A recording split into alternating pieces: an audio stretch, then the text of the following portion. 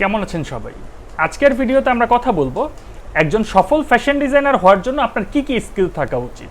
আর এই ভিডিওতে বরাবরের মতো আপনাদের সাথে আছি আমি নাহিদ হাসান। ভিডিও শুরু করার আগে যারা এখনো আমাদের চ্যানেল সাবস্ক্রাইব করেননি তারা দ্রুত সাবস্ক্রাইব করে ফেলুন। ফ্যাশন ডিজাইনিংয়ে সফল হওয়ার জন্য সর্বপ্রথম আপনার যে স্কিলটা থাকতে হবে সেটা হচ্ছে রিসার্চ এবং অ্যানালাইসিস করার স্কিল। একজন ফ্যাশন ডিজাইনারকে সবসময় ফ্যাশন ট্রেন্ড নিয়ে রিসার্চ করতে হয়, অ্যানালাইসিস করতে হয়। এর পাশাপাশি আপনার ভালো অবজারভেশন ক্ষমতাও থাকতে হয়। আর বর্তমান ইন্টারনেটের যুগে রিসার্চ করা কিন্তু খুব কঠিন কোনো বিষয় নয়। তারপর একজন ফ্যাশন ডিজাইনারের যে স্কিলটা থাকতে হয় সেটা হচ্ছে কমিউনিকেশন স্কিল। যে কোনো কাজে সফল হতে হলে এই কমিউনিকেশন স্কিলটা খুব ভালো হতে হয়। একজন ভালো ফ্যাশন ডিজাইনার সবসময় তার কাস্টমারদের সাথে যোগাযোগ রাখে, সবসময় জানতে চায় তারা কী ধরনের ড্রেস পছন্দ করছে, তাদের টেস্ট কেন চেঞ্জ হচ্ছে, কিংবা তারা কি চাচ্ছে নিত্য নতুন। কমিউনিকেশন স্কিল যদি ভালো হয় আপনার ক্ষেত্রে কিন্তু এই ধরনের কাজ করা খুব সহজ হয়ে যায়। আপনি খুব সহজে আপনার কাস্টমারদের সাথে বন্ধুসুলভভাবে মিশতে পারবেন। তারপরের স্কিলের মধ্যে যেটা আসছে যে একজন ফ্যাশন ডিজাইনারকে অবশ্যই গুড বিজনেস সেন্স রাখতে হবে। অর্থাৎ একজন ফ্যাশন ডিজাইনারের বিজনেস সেন্স খুব ভালো হতে হবে। আমরা ফ্যাশন ডিজাইনিংকে যতই ক্রিয়েটিভ ওয়ার্ক হিসেবে ধরি না কেন, এর সাথে কিন্তু বিজনেস জড়িত। আপনি ড্রেস বানাচ্ছেন সেটা কিন্তু অবশ্যই বিক্রির জন্য, এমন না যে ড্রেস বানিয়ে শুধু আপনি নিজেই পরবেন। যেহেতু আপনাকে এই ড্রেস বানিয়ে বিক্রি করতে হবে এবং তার থেকে প্রফিট বের করে নিয়ে আসতে হবে, সেই জন্য একজন ফ্যাশন ডিজাইনারকে অবশ্যই বিজনেস সেন্স রাখতে হবে। এবং এই বিজনেস সেন্স কিন্তু একটা স্কিল, এটার প্রতিনিয়ত চর্চা করতে হয়, ডেভেলপ করতে হয়। আপনি লক্ষ্য করলে দেখবেন যে আপনার আশপাশে অনেক ভালো ভালো ক্রিয়েটিভ মানুষ আছে, অনেক যোগ্য মানুষ আছে যারা শুধুমাত্র বিজনেস সেন্সের অভাবে তার লাইফে সে সফল হতে পারেনি। তাই আপনি যদি একজন সফল ফ্যাশন ডিজাইনার হতে চান তাহলে আপনাকে অবশ্যই বিজনেস মাইন্ডেড হতে হবে এবং প্রতিনিয়ত আপনার বিজনেস সেন্স ডেভেলপ করতে হবে। আমরা প্রথমে যে দুইটা স্কিলের কথা বলছিলাম, যে রিসার্চ আর হচ্ছে কমিউনিকেশন স্কিল, এই দুইটাই কিন্তু বিজনেসের জন্য খুবই দরকার। এরপর একজন ফ্যাশন ডিজাইনারের মধ্যে যে স্কিলটা থাকতে হয় সেটা হলো ক্রিয়েটিভিটি। এখন আপনারা বলতে পারেন যে আমি ক্রিয়েটিভিটিকে কেন এত পরে নিয়ে আসলাম, এটা তো সবার প্রথমে থাকা উচিত ছিল। এবং এই ক্রিয়েটিভিটিটা কিন্তু ফ্যাশন ডিজাইনিংয়ের সবচেয়ে বড় চ্যালেঞ্জ এই কারণে যে ফ্যাশন ডিজাইনিং বাদে সাধারণ যেই কাজগুলো আছে, আপনি চাকরি বলেন বা সাধারণ যেই ব্যবসাগুলো বলেন, সেগুলোতে কিন্তু একজন মানুষ একই ধরনের কাজ প্রতিদিন করে। যারা অফিসে যায় বা অফিস ওয়ার্ক করে, ব্যাংকে চাকরি করে বা হচ্ছে ধরেন প্রাইভেট ফার্মে চাকরি করে, তারা দেখবেন যে একই ধরনের কাজ প্রতিদিন করছে। বা যে হচ্ছে ওষুধের দোকানের বিজনেস করছে, মুদির দোকানের বিজনেস করছে, তারা দেখবেন যে একই ধরনের কাজ প্রতিদিন করে। কিন্তু ফ্যাশন ডিজাইনিংয়ের ক্ষেত্রে কিন্তু আপনি সেটা পাচ্ছেন না। আপনাকে প্রতিদিন নিত্য নতুন ডিজাইন নিয়ে কাজ করতে হবে। আপনাকে প্রতিনিয়ত আপনার কাজের মধ্যে পরিবর্তন আনতে হবে। পরিবর্তন মানে হচ্ছে এইটা যে আপনি একটা শার্টই বানাবেন, কিন্তু সেই শার্ট আপনার আগের বানানো শার্টের মতো হওয়া যাবে না। আপনি হচ্ছে প্যান্ট তৈরি করবেন, সেটা আপনার আগের ডিজাইনের প্যান্টের সাথে মেলা যাবে না। মানে হচ্ছে আপনি একই কাজ করতে গেলেও প্রতিনিয়ত সেই কাজের মধ্যে পরিবর্তন করতে হবে। ফ্যাশন ডিজাইনিংয়ের শুরুতে এই প্রবলেমটা খুব বেশি ফেস না হলেও যখন আপনি একটা দীর্ঘ সময় মানে 6 মাস 1 বছর পার করে ফেললেই দেখবেন এই ধরনের একটা প্রবলেম ফেস করতে থাকবেন। আপনার মাথার ভিতর দেখা যায় নতুন ডিজাইন আসছে না, বা আপনি চিন্তা করছেন একই শার্ট, একই প্যান্ট বা একই 3 পিস, আমি আর কি নতুন করব। তো এর জন্য ক্রিয়েটিভিটিটা একটা খুব বড় ফ্যাক্টর ফ্যাশন ডিজাইনিংয়ে সাকসেসফুল হওয়ার জন্য। এবং সবচেয়ে আশার কথা যেটা হচ্ছে যে এই ক্রিয়েটিভিটিটা কিন্তু প্র্যাকটিসের মাধ্যমে খুব সহজেই ডেভেলপ করা যায়। এমন না যে বাই বর্ন আপনাকে ক্রিয়েটিভ হতে হবে।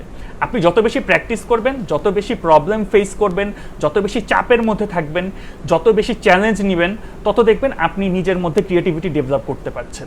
এরপর আপনার যেই স্কিলটা থাকতে হবে সেটা হচ্ছে আর্টের ওপর ভালো দখল। এখন আপনি বলতে পারেন যে ক্রিয়েটিভিটি এবং আর্ট দুটো এক জিনিস না। আপাতত দৃষ্টিতে এক মনে হলো, এর মধ্যে একটা সূক্ষ্ম পার্থক্য থাকে। আর্ট বলতে এখানে আমরা বোঝাচ্ছি যে ছবি আঁকা, স্কেচ করা, ডিজাইন করা, এই টাইপের বিষয়গুলো।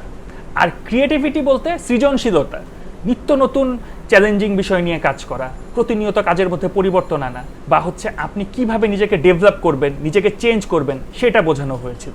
আর্টের ক্ষেত্রে যেটা বোঝাতে চাচ্ছি সেটা হচ্ছে বেসিক ডিজাইনটাকে এক্সপ্রেস করা। ক্রিয়েটিভিটি এবং আর্ট এই দুটা কিন্তু একটা সম্পর্কিত, একটার সাথে আরেকটা খুবই কঠিনভাবে ওতপ্রোতভাবে জড়িত, কিন্তু তারপরও আপনার দুইটা সেপারেট করতে জানতে হবে। আর্টের ক্ষেত্রে আপনার একটু দখল থাকতে হবে, খুব বেশি না। কিন্তু এমন না যে ফাইন আর্টের স্টুডেন্টের মতো আপনি একদম ড্রয়িং পেন্টিংয়ে খুব ভালো হইতে হবে, এমন না। কিন্তু ন্যূনতম ড্রেস ডিজাইন করার জন্য বা হচ্ছে ডিজাইনটাকে এক্সপ্রেস করার জন্য ন্যূনতম আর্টের উপর দখল থাকতে হবে। একটু মিনিমাম সেন্স থাকলেই আপনার হয়ে যাবে, আর সেটাও আপনি একটু প্র্যাকটিস করলে কিন্তু খুব সহজেই ডেভেলপ করে ফেলতে পারবেন। আমরা কিন্তু অলরেডি প্র্যাকটিক্যাল ডিজাইনিং নিয়ে ভিডিও টিউটোরিয়াল শুরু করে দিয়েছি। সেগুলো আপনারা নিয়মিত প্র্যাকটিস করতে থাকুন। মোটামুটি কাজ চালানোর মতো দখল আপনার আর্টের উপর থাকতে হবে। এরপর আপনার যে স্কিলটা থাকতে হবে সেটা হচ্ছে স্টাইলিং এবং ড্রেসিং সেন্স। স্টাইলিং এবং ড্রেসিং সেন্স বলতে বোঝানো হচ্ছে যে কোন ধরনের ড্রেস বা জামা কোন ধরনের মানুষের উপর পরলে ভালো লাগবে, এটা কিন্তু আপনার বুঝতে হবে। অনেকেই দেখবেন ফ্যাশন ডিজাইনিংয়ে না পড়েও এই ব্যাপারটা খুব ভালো বোঝে। আর আপনি যেহেতু ফ্যাশন ডিজাইনিংকে প্রফেশন হিসেবেই নিচ্ছেন, সেহেতু আপনাকে কিন্তু এই ড্রেসিং সেন্সটা ডেভেলপ করতে হবে। আপনার নিজের ড্রেসিং সেন্স যত ভালো হবে, তত ভালো আপনি কাস্টমারকে ইনফ্লুয়েন্স করতে পারবেন, তারা যাতে আপনার ডিজাইনটাকে চয়েস করে সেই ব্যাপারে। আপনি তাদেরকে ঠিক করে দিতে পারবেন কী ধরনের জামা পরলে তাদেরকে খুব ভালো লাগবে। এরপরে যে স্কিলটা বর্তমান সময়ে প্রত্যেক ফ্যাশন ডিজাইনারের থাকা উচিত, সেটা হচ্ছে কম্পিউটার স্কিল। কম্পিউটার স্কিল বলতে কিন্তু নর্মাল কম্পিউটার চালানো বোঝাচ্ছি না। নর্মাল কম্পিউটার চালানো বর্তমানে সবাই পারে কম বেশি। কম্পিউটার স্কিল বলতে মূলত আমি বোঝাতে চাচ্ছি যে হচ্ছে গ্রাফিক্সের সফটওয়্যারগুলো কম বেশি টুকটাক চালাতে জানতে হবে, যেমন ফটোশপ, ইলাস্ট্রেটর, এই সফটওয়্যারগুলো। বা হচ্ছে আপনার হাতে আঁকা ডিজাইনটাকে আপনি কিভাবে ডিজিটাল করবেন, কিংবা হচ্ছে আপনি প্রিন্টের জন্য কম্পিউটারে কিভাবে ডিজাইনটাকে ট্রেস করবেন, এই ব্যাপারগুলোর বেসিক নলেজ আপনার থাকতে হবে। কারণ আপনি যখন ডিজাইন করতে যাবেন তখন দেখবেন যে বিভিন্ন সময় আপনার এই সফটওয়্যারগুলোর প্রয়োজন পড়বে। এমনকি অন্যকে দিয়ে যে আপনি ঠিকঠাক মতো কাজ আদায় করে নেবেন, তার জন্য আপনার এই কম্পিউটার স্কিল থাকতে হবে। আর এখন কিন্তু ইলাস্ট্রেশন হাতে না এঁকে ডাইরেক্ট ডিজিটালিও আঁকা যায়। আপনি আপনার মোবাইলে, আপনার ট্যাবে আপনি খুব সহজেই ডাইরেক্ট ডিজিটাল ইলাস্ট্রেশন করে ফেলতে পারছেন। তারপরে যে স্কিলটা আপনার থাকতে হবে সেটা হচ্ছে আপনাকে অবশ্যই টিম প্লেয়ার হতে হবে। টিম প্লেয়ার হতে হবে বলতে বোঝানো হচ্ছে যে ফ্যাশন ডিজাইনিং কিন্তু শুধুমাত্র একজন মানুষের কাজ না। হয়তো আপনি ডিজাইন নিজে একা করছেন, কিন্তু যখন আপনি একটা কমপ্লিট ড্রেস তৈরি করে নিয়ে আসতে যাবেন তখন আপনাকে অনেকগুলো মানুষের হেল্প নিতে হবে।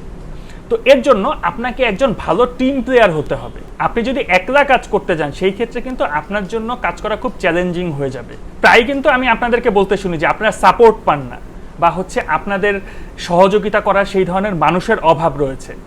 এটার একটা বড় কারণ হচ্ছে আপনাদের টিম স্কিলটা ডেভেলপ এখনো ঠিকঠাক মতো হয়ে ওঠে নাই। একটা জিনিস, টিমের মধ্যে কাজ করতে কিন্তু আপনি যে শুধুমাত্র বাইরে থেকে হায়ার করা মানুষ, বা হচ্ছে থার্ড পার্টির সাথে কিভাবে আপনি কমিউনিকেট করবেন, বা হচ্ছে আপনি কিভাবে আপনার এমপ্লয়ারদেরকে নিয়ে কাজ করবেন, শুধু তাই না, কিন্তু কিভাবে আপনি আপনার ফ্যামিলি মেম্বারদেরকে ম্যানেজ করবেন আপনার এই কাজের জন্য, কিভাবে তাদেরকে এমনভাবে ডাইভার্ট করে নিয়ে আসবেন যাতে করে তারাও আপনাকে আপনার কাজে হেল্প করে, এটাও কিন্তু টিম ওয়ার্কের মধ্যেই পড়ছে। টিম ওয়ার্কের যে স্কিলটা তার মধ্যেই পড়ছে। তাই অবশ্যই আপনাকে ফ্যাশন ডিজাইনিংয়ে সফল হতে হলে একজন ভালো টিম প্লেয়ার হতে হবে। এবং ফাইনালি আপনার যেই স্কিলটা থাকতে হবে সেটা হচ্ছে রিস্ক নেওয়ার ক্ষমতা বা ঝুঁকি নেওয়ার ক্ষমতা আপনার থাকতে হবে। কারণ আমরা কিন্তু একটা কাজ শুরু করার আগে সবসময় নিশ্চিতভাবে বলতে পারি না যে এই কাজটাতে আমরা সফল হব কিনা। আর ফ্যাশন ডিজাইনিংয়ের ক্ষেত্রে বা ক্রিয়েটিভ কাজের ক্ষেত্রে কিন্তু এই ব্যাপারটা আরও বেশি চ্যালেঞ্জিং।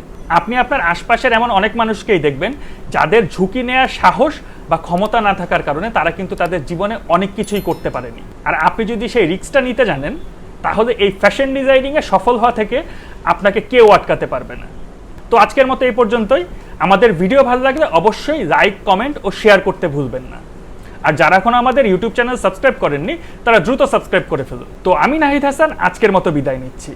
দেখা হবে আগামী ভিডিওতে। সেই পর্যন্ত সবাই ভালো থাকবেন, সুস্থ থাকবেন এবং the creators film fashion and technology স্কুলের সাথেই থাকবেন। সবাইকে ধন্যবাদ।